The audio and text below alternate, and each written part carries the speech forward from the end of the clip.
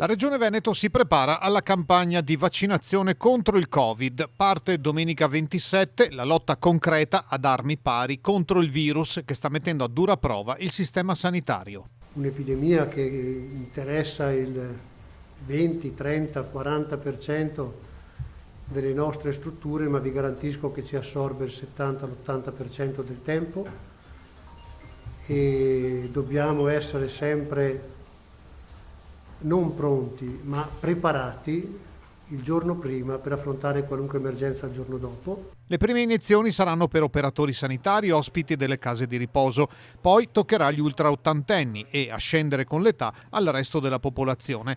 Le consegne sono attese nei prossimi giorni. Abbiamo avuto la certezza da parte della Protezione Civile Nazionale di avere una fornitura per il 27 mattina, entro le ore 7 del mattino. Arriveranno 875 dosi per la Regione Veneto. Il vaccino sarà su base volontaria, ma con invito della Regione. La campagna si dovrebbe concludere per settembre.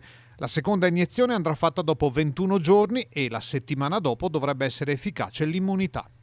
Fino al Novecento nelle nostre case venete avevano 10-12 figli, ci sono le fotografie, vedete, ma metà morivano. Di cosa morivano?